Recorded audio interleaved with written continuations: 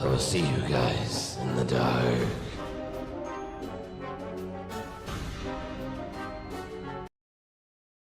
So this happened when my friend and I were 15 years old. We both lived super close to each other, so I'd often go to her place after school to do homework and hang out.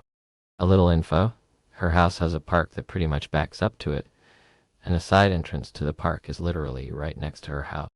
It's typically only used by people in the neighborhood, but you are immediately in the thickest part of the woods when you enter from that entrance.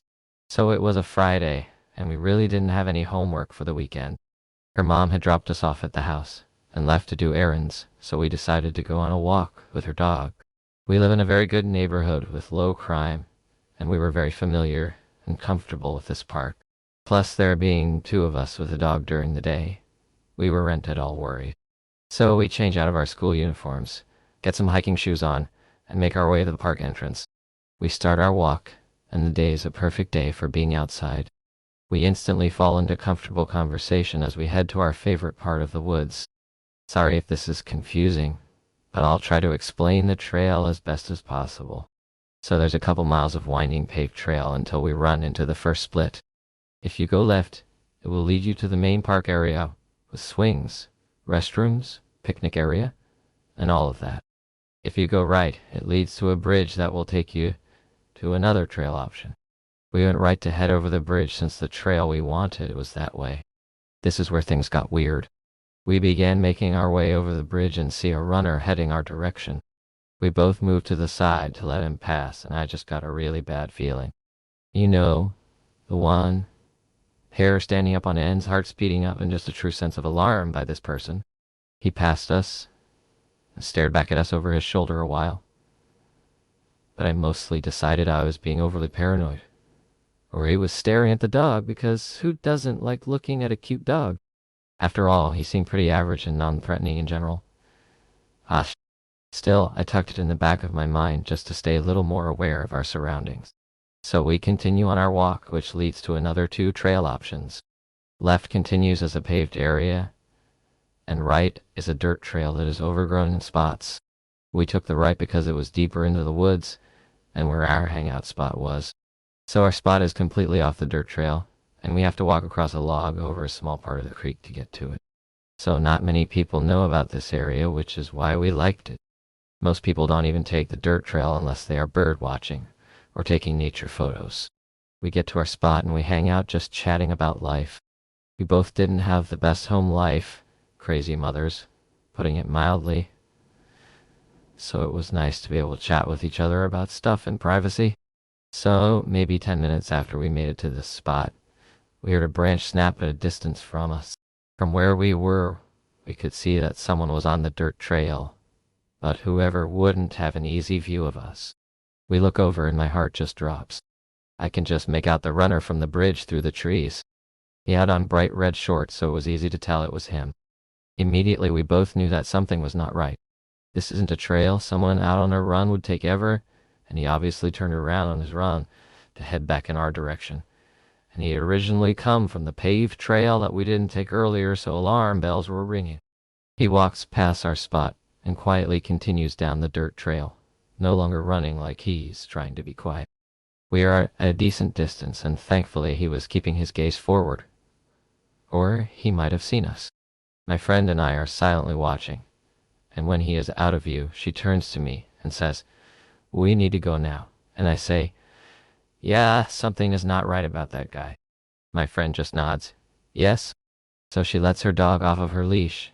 She's very good at following, and she would be able to move faster without the lead, and so would we.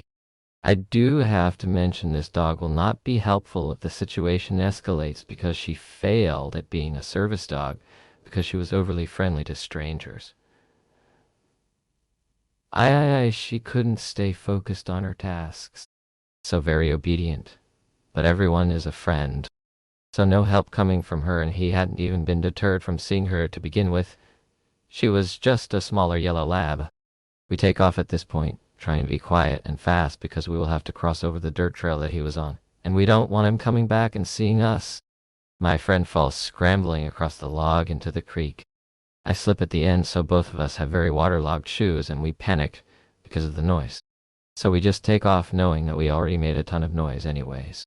We didn't run back to the paved area because we were too deep into the woods at this point, and a straight shot was our best bet. We very quickly hear noise from behind us, and she yells to me, "He's following us." I'm not a runner, but adrenaline saved the day because I could have ran a marathon with how scared I was. So we are crashing through bushes and not following any sort of a trail at this point, but heading in the direction we needed to go to get out of the woods and closer to her house. We had to be running for at least 15 minutes, and most of the time, my friend is yelling directions to me from behind because she can see the guy. I'm clumsy, and I knew if I looked back that I'd be the idiot to trip like in the movies. At some point, we either lost him or he gave up. But we finally broke through the woods into the field between the woods and the houses in her neighborhood. So we jogged close to the fences heading to her house, scanning the edge of the woods and trying to get oxygen back into our lungs. We never saw anything once we made it out of the woods, but we didn't feel safe until we got inside her house. We were a mess. She's soaked up to her thighs, and I'm soaked up to my calves. At one point I wrapped my hands around branches coated with thorns so my hands are bleeding. She has some rips in her pants and shirt, and her dog was perfectly fine, because she didn't fall into the creek like an idiot and avoided all the thorn. We immediately start talking, and she said she had the same creepy feeling about the guy too, but didn't say anything at the time either. She said she noticed that he had given her dog kind of a dirty look, which is what made her feel uncomfortable. She had also caught a few glimpses of his face while we were running from him, and she said he looked absolutely livid. Her mom got home, and we told her what happened. Now her mom is not someone I'm a fan of. She merely tells us he was probably an off-duty cop coming to check on us to make sure we were okay since we were two young girls alone in the woods. Neither of us bought her explanation, but she managed to make us feel like idiots. I never mentioned anything to my mom because she would have just blamed us for going on a walk by ourselves, so nothing came of it. That was also the last time we went into the woods, just the two of us. We only ever went with a group of friends or her older brother, but we never saw him again. As an adult, I realized how truly messed up the situation was. The guy had to have been 6'2", and in his 40s. I was 51 and my friend was 53. We both looked even younger than 15, because I still had people at restaurants automatically giving me a child's menu when we went out to eat. So, there wasn't any real excuse for a grown man following two young females into a secluded part of the woods when we were obviously scared of him. So it's been over a decade now, and we now live in the same neighborhood and frequent the park. The dirt trail is now paved and a lot of the trees have been cleared away. I still, to this day, can't go to this park without looking for that guy though, or keeping a constant lookout for someone to start following me. So this happened to me in late spring of 2007, early in the morning, 6:30 a.m. or so. It creeped me out, and has stuck with me since. I woke up to a bark coming from down the hall, and rolled onto my back. My body didn't want to get up yet. Another bark, one day one auntie. "Alfie, it's okay," I called out from my bedroom. Alfie was a nearly 2-year-old Lhasa Apso puppy, with a lot of anxiety, which probably intensified by my personality.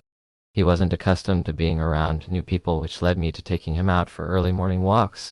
Selfishly, I was hoping he had just seen a person walking by the house or something. He barked again. Guess I won't be going back to sleep. The houses in the area backed onto a small grove and a public park with 2 baseball diamonds side by side, followed by a tennis court and a playground. It was flanked by the back of a plaza to the west. There was a path that went between the diamonds and led to the playground.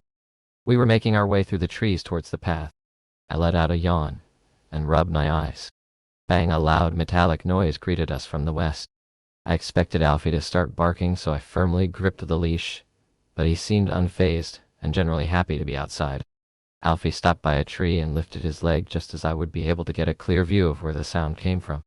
I glanced to my right, and behind the plaza, there was a man pacing in front of a large dumpster. He stood tall and looked like he was in great shape, but something about the way he was walking made me think he was older, possibly elderly. He wore a dark paddy cap and black windbreaker with light beige khakis. He was carrying something, a club, or maybe a bat. He stopped suddenly and struck the dumpster with it. Benga. No, sorry, yeah, sure.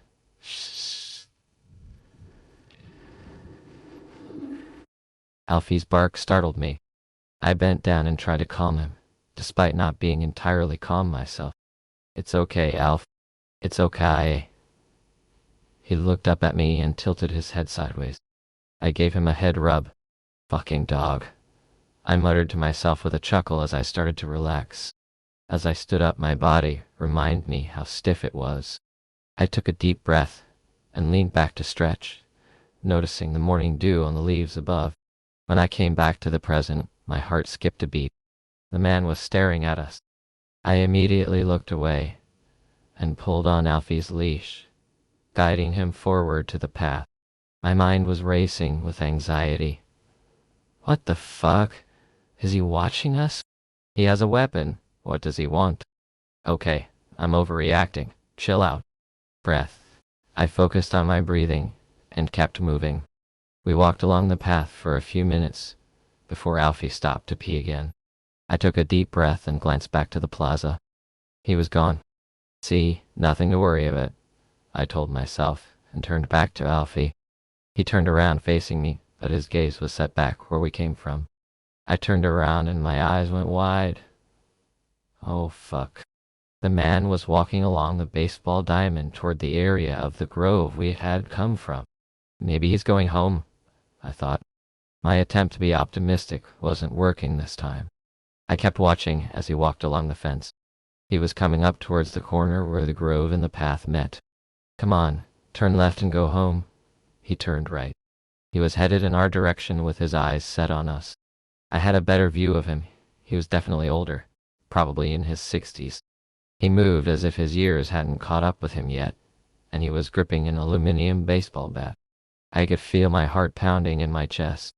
I looked down at Alfie, and suddenly felt very protective.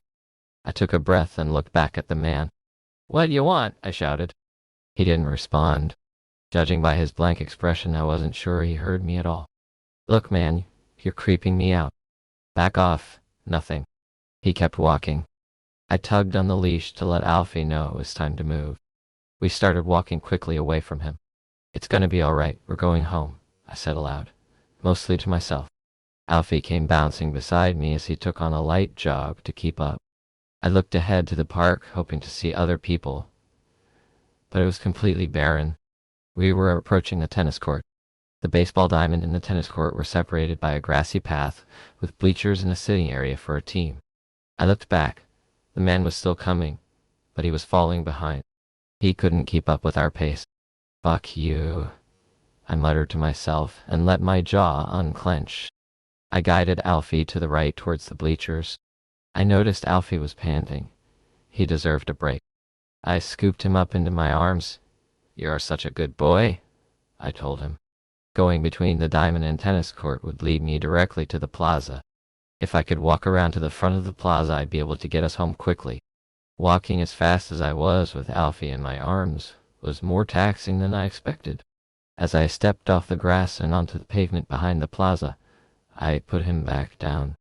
Bang, I swung around and saw that the man was no longer following us. He was standing between the bleachers with the bat resting up against his shoulder. He was still staring at us, and the grimacing look on his face gave me chills. I turned away to walk home.